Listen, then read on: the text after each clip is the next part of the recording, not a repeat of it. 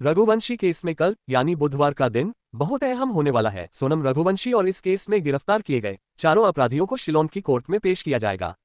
पेशी से पहले सभी का मेडिकल टेस्ट कराया जाएगा, जिसके बाद कोर्ट से पुलिस कस्टडी की रिमांड मांगी जाएगी। साथ ही जानकारी मिली है कि तीनों सुपरी किलर्स ने इंदौर क्राइम ब्रांच के सामने अपना जुर्म कबूल कर लिया है। सूत्रों के मुताबिक सोनम से पूछताछ की कमान सिट के पास होगी, जबकि शिलोंग पुलिस चारों शूटरों और दूसरे आरोपियों से पूछताछ शुरू करेगी। ये पूछताछ अलग अलग टीमों द्वारा की जाएगी, जिसमें 2 एसपी रैंक के अधिकारी, एक महिला अधिकारी और कुछ अन्य वरिष्ठ पुलिस अफसर शामिल होंगे। मेघालय के पुलिस महानिदेशक डीजीपी खुद इस केस की रोजाना रिपोर्ट ले रहे हैं और हाई लेवल मॉनिटरिंग हो रही है। सोनम और सभी चारों आरोपियों को कोर्ट में पेश किया जाएगा। पेशी से पहले सभी का मेडिकल टेस्ट अनिवार्य। कोर्ट से पुलिस कस्टडी रिमांड मांगी जाएगी। रिमांड मिलने के बाद शुरू होगी गहन पूछताछ। सिट सोनम से पूछताछ करेगी। अब तक की जांच में पुलिस के हाथ कई अहम सबूत लगे हैं, जिनकी फोरेंसिक जांच चल रही है।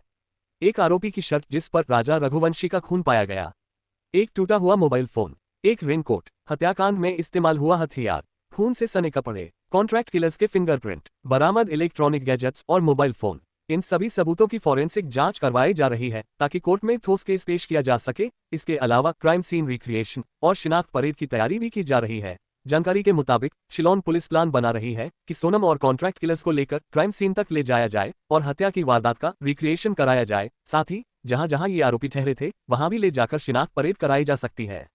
आपको बता दें कि इस केस में जो पहली गिरफ्तारी हुई थी वो आकाश राजपूत की थी। आकाश की गिरफ्तारी की खबर राज कुशवाहा को मिल जाती है। इसी के बाद राज कुशवाहा सोनम को ये जानकारी देता है। राज को पता था कि आकाश की गिरफ्तारी के बाद वो सब कुछ उगल चुका होगा और पुलिस उस तक भी पहुंच जाएगी, फिर उससे होते हुए सोनम तक।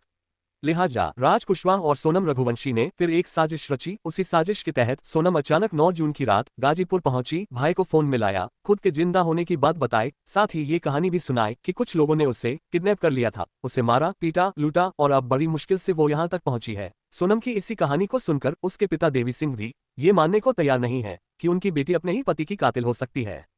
हालांकि मेघालय पुलिस के खुलासे और सोनम की गिरफ्तारी की खबर सुनकर राजा रघुवंशी के घर के बाहर अब तक जिस सोनम की तस्वीर लगी थी, जिसकी सुरक्षित वापसी के लिए प्रार्थनाएं की जा रही थी, गुस्से में राजा के रिश्तेदारों और दोस्तों ने उसी सोनम की तस्वीरों को फाड़ डाला। सोनम की सास यानी राजा रघुवंशी की मां को अब भी यकीन नहीं हो रहा कि उनकी बहू इस तरह उनके बेटे को मार सकती है।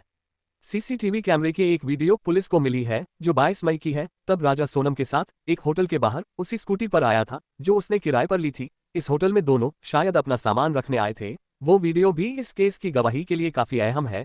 इस वक्त जिस जैकेट या रेनकोट को सोनम उतारकर अपनी स्कूटी की डिग्गी में रख रही है, वही रेनकोट बाद में पुलिस को लावारिस पड़ा मिला था, जिस पर खून के कुछ छींटे भी थे।